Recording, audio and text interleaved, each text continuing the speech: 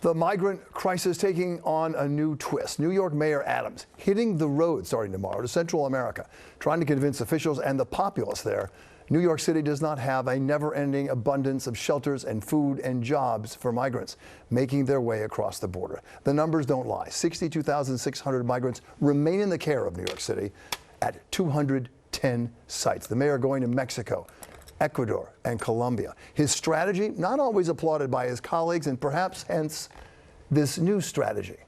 No question, however, he is one tireless mayor. Eyewitness News reporter Anthony Carlo with the stories live in Midtown at the Roosevelt Hotel for us. Anthony.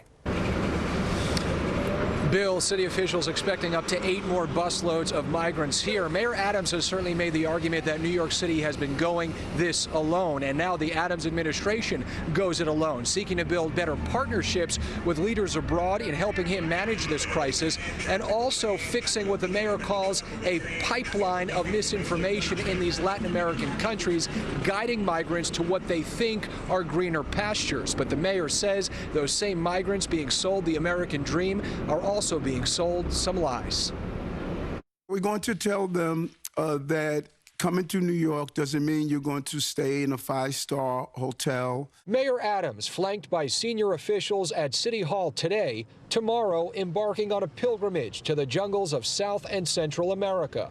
Why? To deliver the truth, he says, to hopeful migrants. There's a body of people who are there that are giving them false hopes and false promises. We want to give people a true picture of what is here. And it's not all sunshine and rainbows, as the propaganda machine suggests, he says. The long lines outside the Roosevelt Hotel likely to return, with more than 400 migrants there now awaiting placement and roughly 600 arrivals daily in a new surge. It's not good to have trying to raise your children in a hotel room.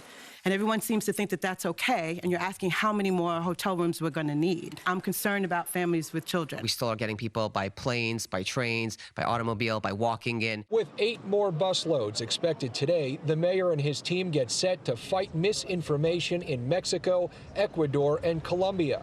A security risk, especially with a stop at the crime-infested Darien Gap, where migrants risk their lives on the journey to America.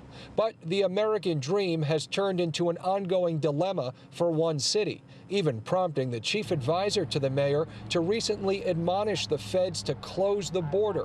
Today, Adams further clarified. We believe the borders should remain open.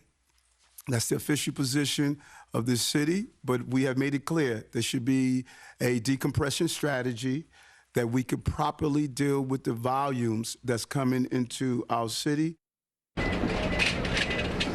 And I asked the mayor today if the Biden administration has provided him with a particular reason as to why it has not implemented that decompression strategy he's been talking about. He tells me he has not been given any specific reason. Meanwhile, today the state announced $38 million in new funding to bolster city funding to help asylum seekers with legal services.